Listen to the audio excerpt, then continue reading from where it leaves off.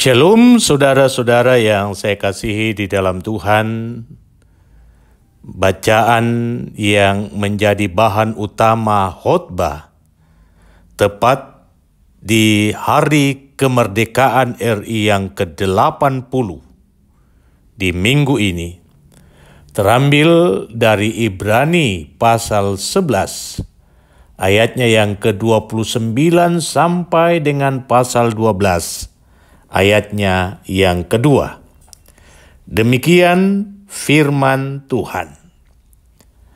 Karena iman, maka mereka telah melintasi Laut Merah sama seperti melintasi tanah kering, sedangkan orang-orang Mesir tenggelam ketika mereka mencobanya juga.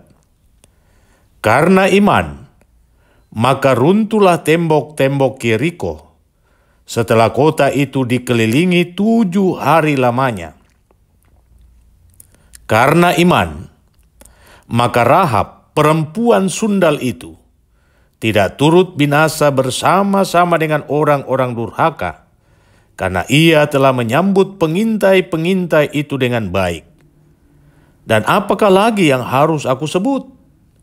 Sebab aku akan kekurangan waktu apabila aku hendak menceritakan tentang Gideon, Barak, Simson, Yefta, Daud, dan Samuel, dan para nabi yang karena iman telah menaklukkan kerajaan-kerajaan, mengamalkan kebenaran, memperoleh apa yang dijanjikan, menutup mulut singa-singa, memadamkan api yang dahsyat. Mereka telah luput dari mata pedang, telah beroleh kekuatan dalam kelemahan, telah menjadi kuat dalam peperangan, dan telah memukul mundur pasukan-pasukan tentara asing. Ibu-ibu telah menerima kembali orang-orangnya yang telah mati, sebab dibangkitkan. Tetapi orang-orang lain membiarkan dirinya disiksa dan tidak mau menerima pembebasan, supaya mereka beroleh kebangkitan yang lebih baik. Ada pula yang diejek dan didera, bahkan yang dibelenggu dan dipenjarakan. Mereka dilempari, digergaji, dibunuh dengan pedang. Mereka mengembara dengan berpakaian kulit domba dan kulit kambing sambil menderita kekurangan, kesesakan, dan siksaan. Dunia ini tidak layak bagi mereka. Mereka mengembara di padang gurun dan di pegunungan, dalam gua-gua dan celah-celah gunung, dan mereka semua tidak memperoleh apa yang dijanjikan itu, sekalipun iman mereka telah memberikan kepada mereka suatu kesaksian yang baik, sebab Allah telah menyediakan sesuatu yang lebih baik bagi kita. Tanpa kita, mereka tidak dapat sampai kepada kesempurnaan.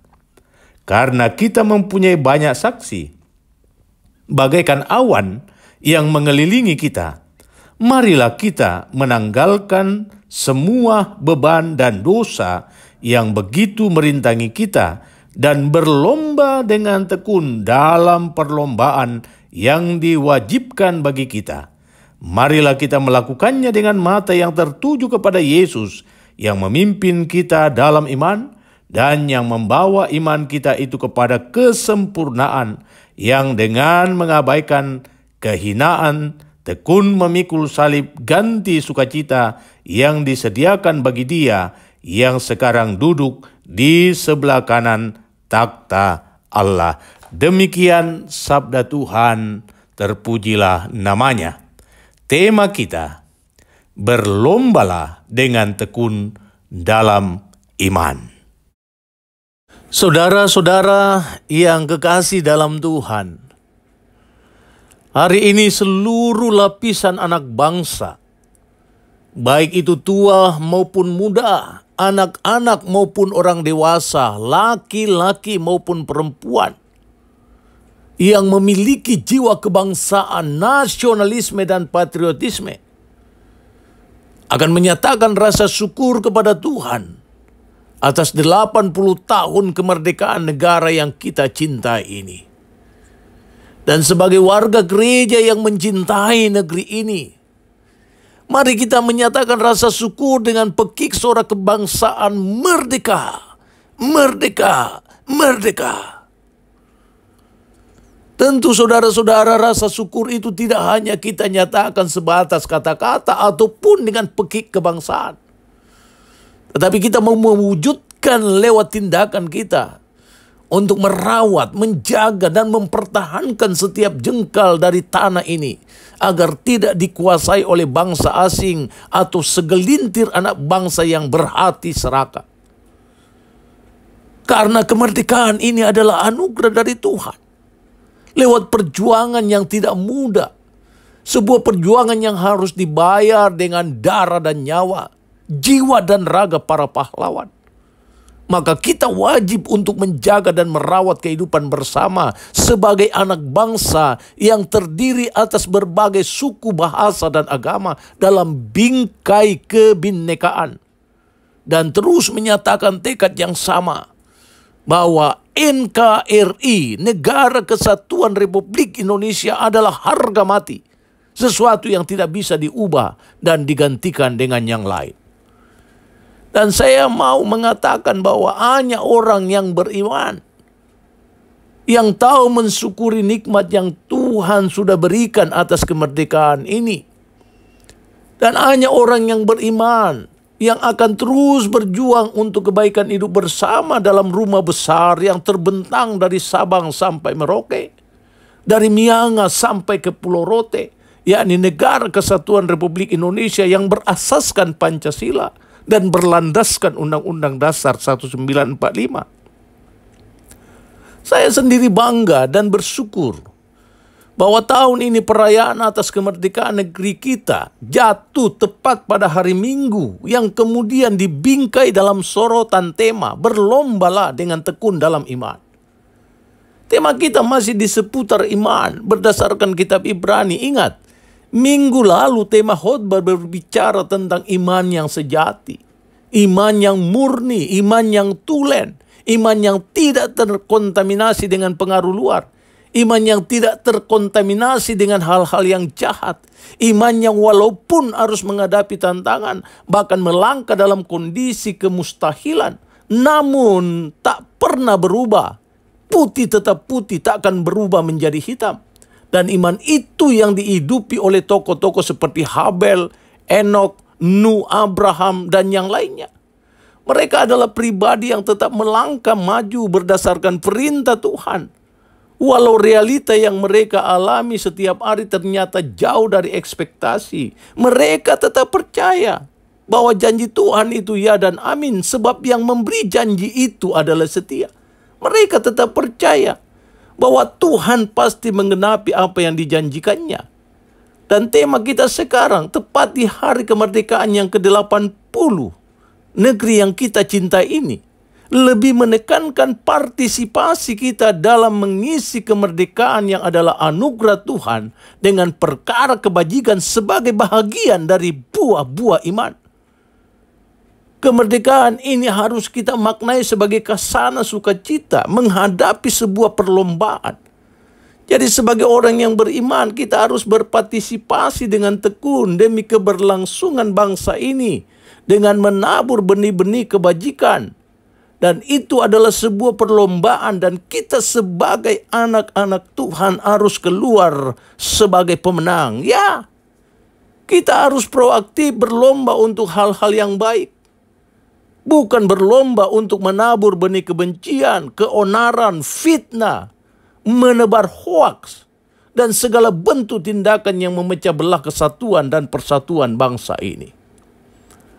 Cukup menggelitik saudara-saudara bacaan pertama dari kitab Nabi Yesaya. Bagaimana keinginan Tuhan atas umat yang digambarkan sebagai kebun anggurnya. Ia sendiri telah memilih ladang dan mempersiapkannya dengan baik.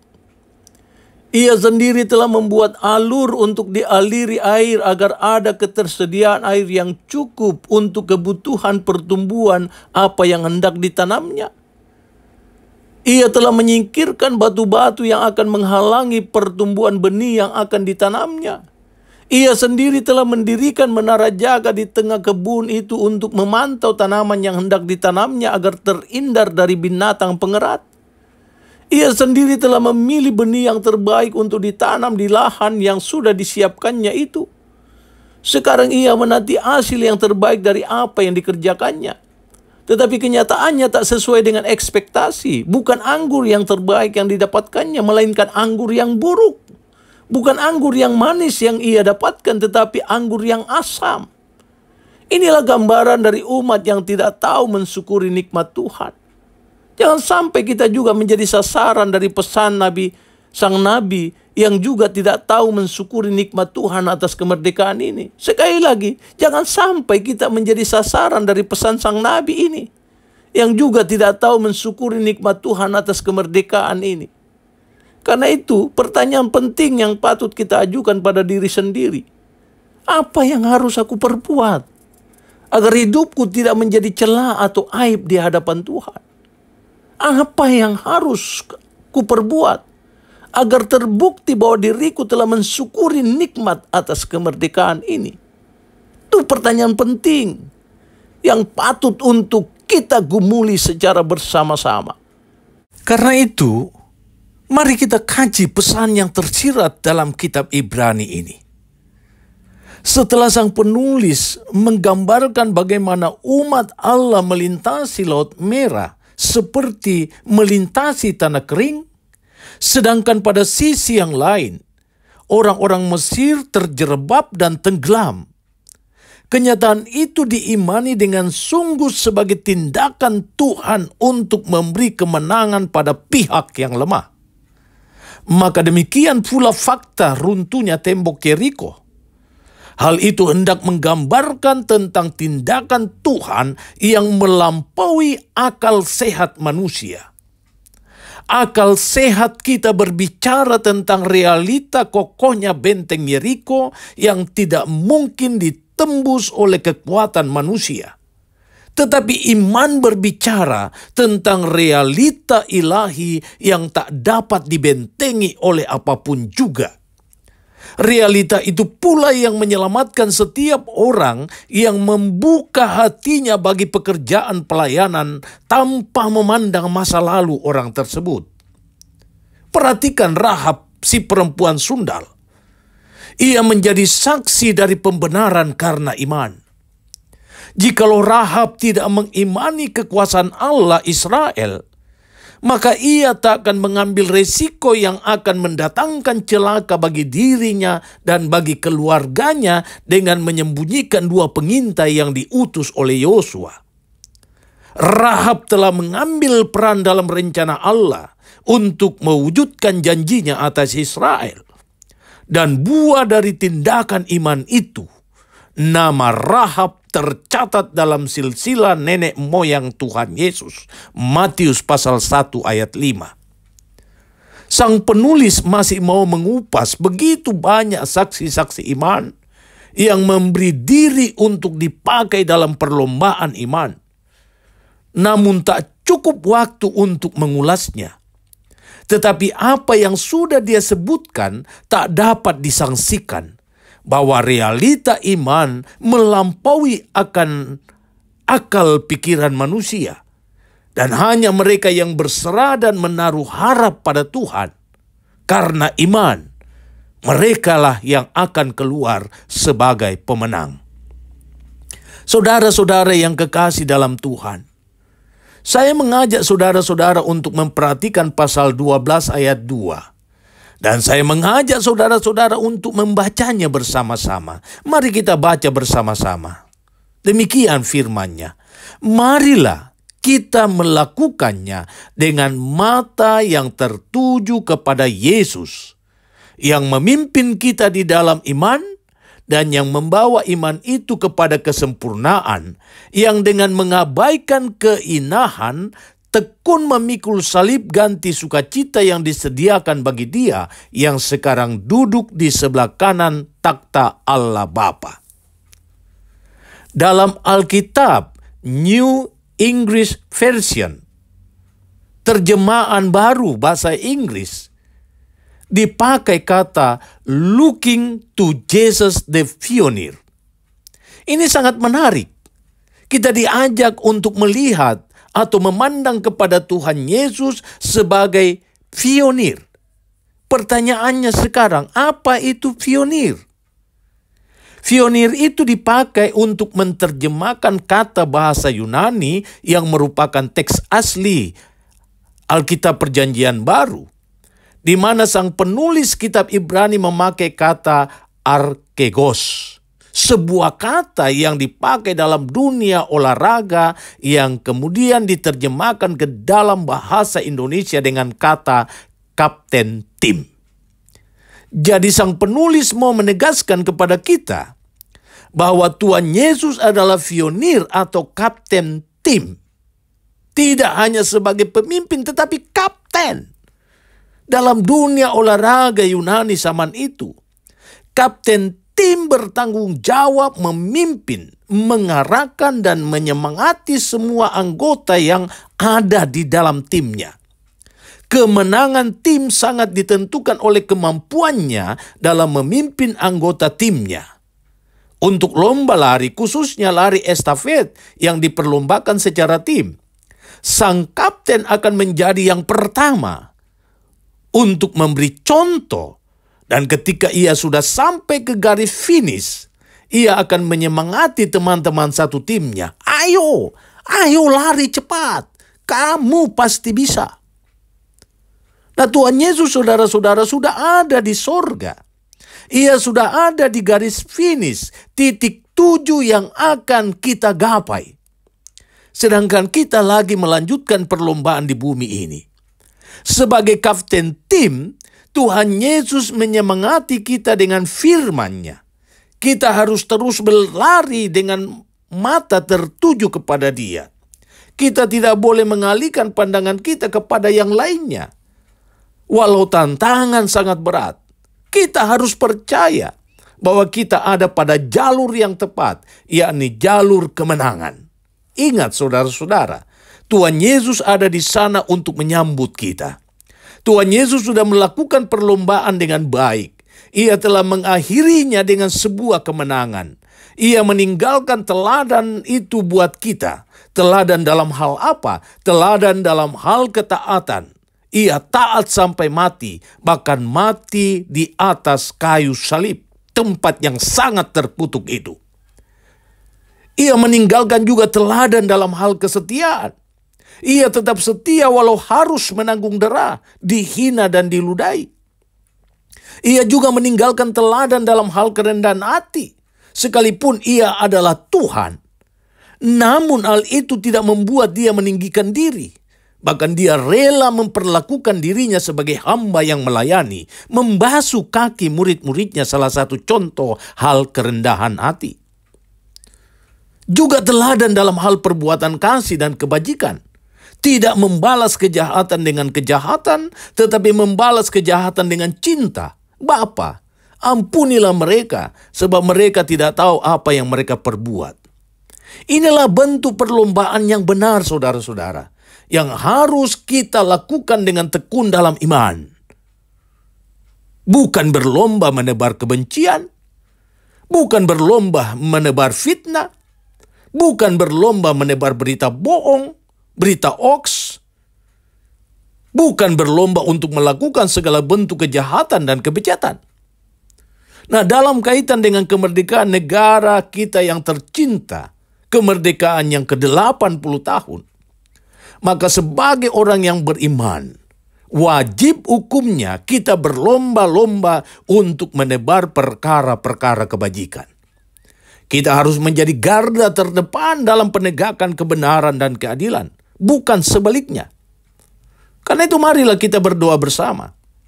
Semoga negeri yang kita cintai ini dijauhkan dari tangan-tangan kotor yang hanya mencuri kekayaan alam ini, serta dijauhkan pula dari mulut-mulut kotor yang hanya menebar kebencian dan fitnah dan menciptakan kegaduhan dalam kehidupan bersama.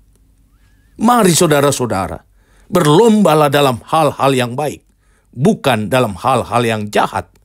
Dan kita melakukan semua itu karena kita beriman kepada Dia yang telah menyelesaikannya dengan baik. Dirgahayu Indonesia. Tuhan Yesus memberkati kita semua. Amin.